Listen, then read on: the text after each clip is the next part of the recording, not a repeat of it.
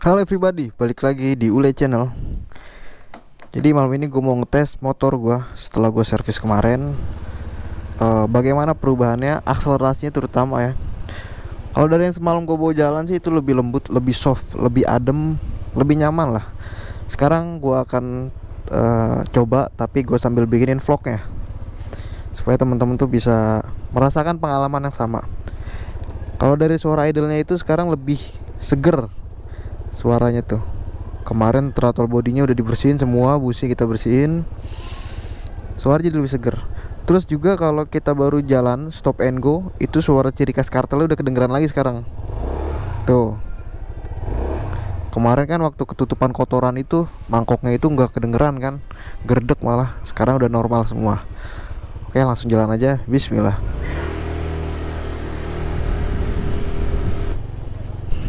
Halo Mbak.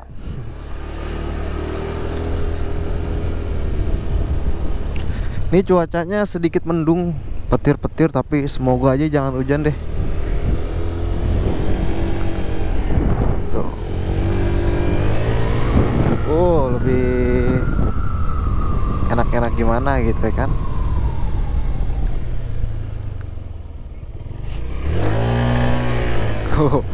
Enteng banget cuy. Tanggulan coba, gatel tangan.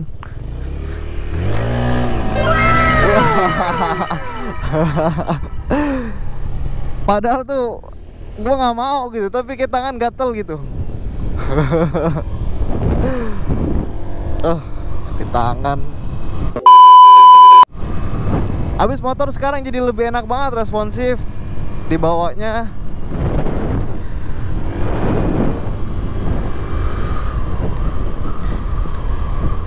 Kita lewat gerbang dulu.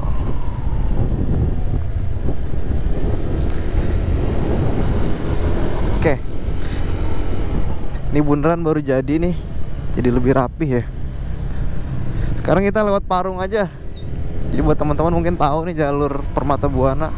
Dan di situ ada lapangan apa sih, lapangan bola YTP ala apa sih? Pokoknya biasa buat latihan PSSI gitulah. Oke, gue mau bahas dari servis gue kemarin yang gue lakuin. Jadi alasannya kenapa gue kemarin servis, alasan utama banget itu adalah dari bagian CVT. Karena memang dari pulang touring kemarin, oli belum gue ganti, apa-apa gue belum bersihin, baru gue cuci motor aja. Itu motor nggak enak banget dipakainya. Nggak enak pakainya sampai akhirnya gue cari waktu, sampai cari yang pas untuk gue melakukan servis semuanya. Jadi kayak gitu cara servis gue. Jadi yang gue rawat itu semua-muanya, nggak semua-muanya sih, maksudnya komponen yang ada di motor itu yang bergerak, kayak handle kan, terus rem depan belakang, apalagi standar 1, standar 2, CVT, kayak gitu-gitu sampai gue iniin. Tuh ada apa tuh? Iya, jadi gue servis gara-gara awalnya kemarin tuh motor gue gerdek, nggak enak banget, nggak nyaman. Ternyata pas dibongkar kan bener, jalur kartel itu bukan habis tapi ketutupan kotoran. Kotoran kayak apa ya, kalau gue pegang tuh kayak karet, kayak daki deh. Kalau dikerok tuh jadi kayak daki. Gue juga nggak ngerti itu dari mana, apa gemuk ya, grass, atau dari res-resan kampas gandanya itu. Akhirnya cukup gue bersihin kemarin. Dan kampas gandanya sekalian gue cek tuh yang Daytona, ternyata memang awet, gak kemakan, masih aman banget. Jadi rekomendasi lah buat teman-teman. Tuh. Terus juga sampai gas gua kasih grease lagi supaya lebih lembut. Karena pengalaman gue dulu, handle ini kalau udah oblak nih, itu secara fungsi memang tetap bisa dipakai kan. Tapi kalau kita ganti yang lebih ngepres, belum oblak lah, yang masih bagus, itu kita berasa kayak motor habis dirubah apanya gitu. Jadi lebih nyaman banget karena dari kita pegang aja udah nggak geter. Oh ya, untuk sekarang ini gue lagi pakai olinya Shell AX7 yang sayanya 10/30. Jadi ceritanya tuh gue ganti oli kemarin Shell ini karena waktu touring kemarin kan, oli gue motul karena baru ganti, dan gue mengingat jarak touring gue masih cukup lah dari jangka masa oli yang gue pakai waktu itu. Jadi akhirnya gue nggak ganti oli, tapi gue memilih untuk bawa cadangan. Gue bawa lah cadangan Shell. Ternyata aman-aman aja perjalanan. Jadi itu oli sampai gue berangkat sampai pulang masih ngendep aja di box. Akhirnya gue ganti aja, sekalian gue coba. Nah kalau dari oli Shell ini waktu awal gue ganti itu mesin jadi halus ya, karena mungkin oli baru kan. Itu setelan klepnya itu bener-bener kayak terlapisi banget sama oli, jadi halus. Cuman kalau buat dipakai apa namanya, kita gas-gas kayak gini itu agak berat. Tapi kalau mesin udah panas banget itu enak gitu. Ya beda merek, beda inilah ya, karakter. Gak kayak punya motul. Kalau motor dari awal sampai panas juga motor stabil aja, enak. Gua akuin emang ada harga tuh, ada kualitas. Terus juga pertanyaan-pertanyaan yang banyak masuk ke gue itu apa ya? Oh ini soal upgrade CVT. Banyak pertanyaan juga kan, wah kalau ganti CVT derajat sekian-sekian motor bisa enteng gak, bisa ngejawab gak, topsnya dapet gak gitu. Nah ini di sini gue ingetin lagi nih, kita memodifikasi itu satu sebutannya apa sih ya? Satu sistem kalau motor lah. Jadi terdiri dari beberapa komponen kan. Jadi bukan cuma satu komponen. Artinya ketika kita memodifikasi puli contohnya, itu bukan berarti ganti puli doang enak. Perlu diimbangi ganti-ganti yang berkaitan dengan performa dari puli. Gue ngejelasinnya gimana ya? Agak susah ya. Gini deh simpelnya. Kalau kita ganti puli derajat, ya ganti puli derajat, perbedaan itu adalah motor lebih enak di akselerasi bawahnya ya, namanya akselerasi itu buat sentakan ya, bawahnya. Dan biasanya kalau akselerasi dapet, top speednya itu hilang, itu biasanya. Karena sampai sekarang pun gue belum nemu dengan kita ganti puli doang atau bagian CVT bawah sampai atas itu dapetnya maksimal, gue belum nemu kalau itu beneran. Nah jadi kalau misalkan kita ngupgrade puli, dapet cari akselerasi yang bawah terbaik, itu enak. Otomatis kita nggak mungkin ngerelain lagi kan akselerasi untuk mengejar top speednya. Nah makanya waktu itu settingan gue akselerasi udah dapet, udah pas, cuman top speednya ini yang agak ngap. Makanya diimbangi dengan gue upgrade ECU.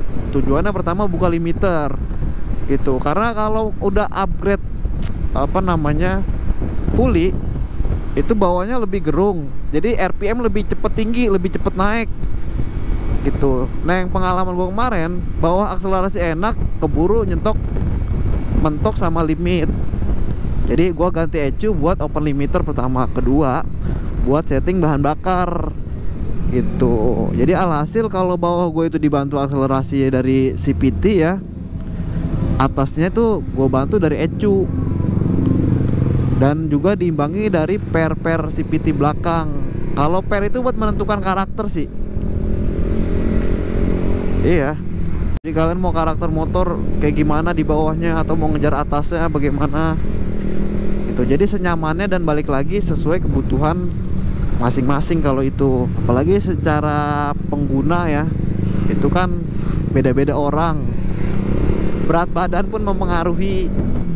Nah karena di sini berat badan gua 60 nggak sampai deh, 57an lah berat badan gua. Nah menurut gue dengan gue pakai roller 14-13 itu pas.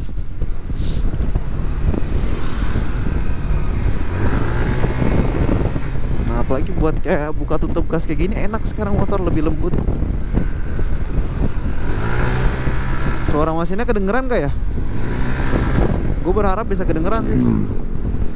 Jadi motor gue yang sekarang ini, yang gue rasain itu ngegerung. Gue akuin memang ngegerung, tapi ngegerungnya kan ada dua ya, ngegerung kosong sama ngegerung isi. Nah motor gue ini ngegerung isi. Jadi walaupun bawahnya gerung tuh, tapi dia ngisi terus. Hup. Enak tuh buat kayak gitu tuh enak. Jadi buat kita tutup gas, buka gas, tutup gas, buka gas,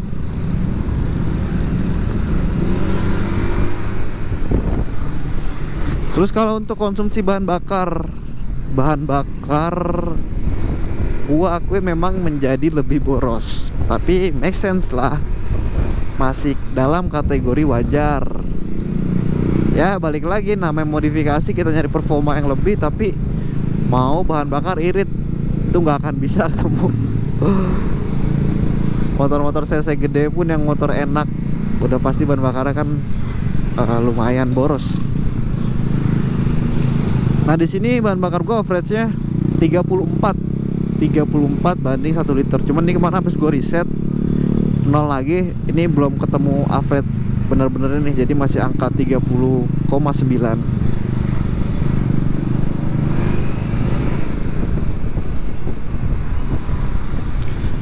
Jalanan kok rame tuh men. Oh malam Sabtu, malam weekend. Oh iya teman-teman, gue ada rencana mau ganti warna alis motor. Cuman gue masih bingung. Gue nyari rekomendasi dari sosmed sama lah ya. Itu belum ada yang cocok. Untuk bodi merah tuh warna alisnya apa gitu yang bagus. Kebanyakan itu bodi merah pakai warna biru alisnya, terus pakai sender L, tapi gue kurang suka. Terus kalau gue ganti warna putih, jadi tetap warna putih tapi kan kalau alis lebih tegas, itu kelihatannya biasa aja, nggak terlalu ada perubahannya. Jadi gue masih bingung nih warna yang cocok apa buat motor warna merah kira-kira ya. Sebenarnya sih gue nggak pantas ya nanya, karena ini kan selera. Cuman mungkin selera masukan dari teman-teman bisa kebuka gitu, selera gue. Oh iya cocok gitu. Oke, dibantu deh. Coret-coret aja di kolom komentar. Sama juga ada yang pertanyaan tuh, ECU PCX 160 tuh masuk ke buat Vario, dan gue baru dapat info tadi, Vario 160 ya. Jadi Vario 160 sama PCX 160 itu secara keseluruhan cuman beda bentuk rangka dan bodi ya, itu sama. Yang membedakan cuma satu, CVT. CVT-nya itu beda 160 sama PCX 160 sama Vario 160. Karena ini kesimpulan gue sendiri aja mungkin ya. Ya balik lagi buat menentukan karakter motor. Jadi secara kabel bodi, terus ECU mungkin ya, kiprok, spool, bodi, crankcase semua sama. Cuman CVT kayak pulinya ini beda. Ya kalau kesimpulan gue itu tadi, buat menentukan karakter motor. Karena kan nggak lucu kalau sama semua sama PCX, bodinya beda tapi sensasi mengendarai sama, kan nggak enak kan. Gitu sih kurang lebih. Nah terus kalau pertanyaan lagi, bisa gak pakai punyanya PCX Vario? Kalau itu gue belum tahu, karena gue belum pernah megang secara langsung barangnya Vario 160. Itu sih.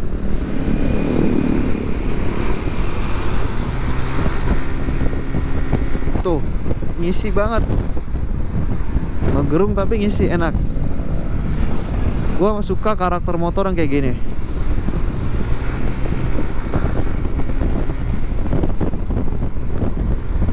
Gue biasa lewat sini Benda Baru, cuman banyak polisi tidur ya, jadi lewat Villa Dago aja. Aduh, ini bahaya banget.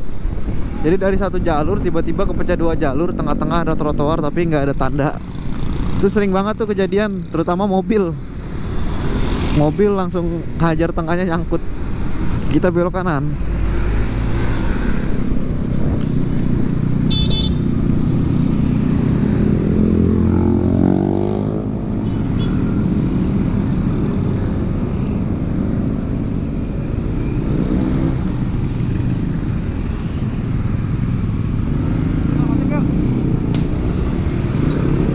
Oke.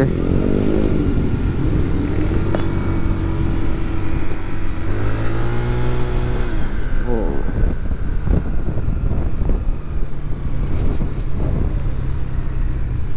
Gua kemarin nyesel banget telat ganti kampas depan karena nggak merhatiin sih. Jadi disk gue tuh kayak kemakan tapi tipis. Jadi mengakibatkan penyesuaian, gue baru ganti kampas rem elik, itu penyesuaiannya jadi agak lama.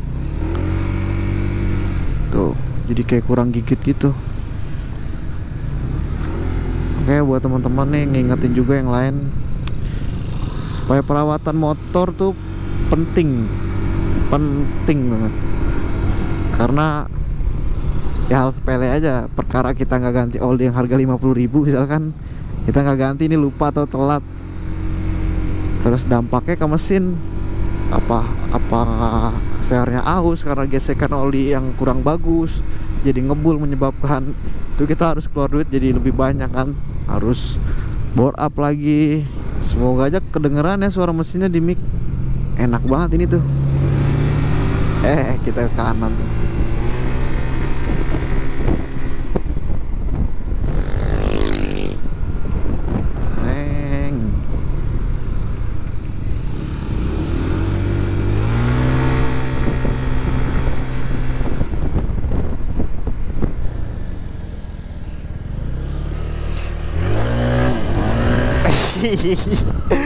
Gue ngeri terbalik.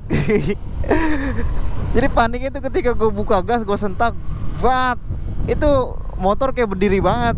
Gue tutup gas lagi makanya. Aduh. Kalau gue berani gue buka terus tuh. Gak berani tapi gue. Tapi tangan gatel gitu, rasanya pengen ngejawak. Sok gue masih aman lah, nggak apa-apa lah. Sambil nanti nunggu cari waktu gue mau servis sok sekalian ganti minyak ya. Sayang juga masuknya nih sama komstir. Kayak jangan sering-sering deh ngejok gini. Sekarang gue udah sampai area Villa Dago, dikit lagi sampai. Ini Villa Dago ujung. Ini adalah akses jalan potong buat ke Benda Baru. Ini kita lewat jembatan kecil nih, yang cuman bisa dilewatin sama motor, mobil tuh nggak bisa. Jembatan nih nggak muat kan mobil. Oke, karena gue mau sampai, gue tutup aja, gue closing. Segitu aja konten review gue kali ini. Ya iseng-iseng sih sebenarnya nih. Sekalian gue mau ke Pamulang, sekalian kita ngevlog hasil servis kemarin. Ya kesimpulannya motor enak lah, akselerasi apalagi, ngejawak masih mau. Cuman nggak boleh sering-sering karena part lainnya itu cepet rusak kalau kita sering-sering ngejokin. Oke, segitu aja konten gue kali ini. Semoga dapat menghibur teman-teman semua. Jangan lupa like, comment, and subscribe konten gue agar terus berkembang. See you, bye-bye.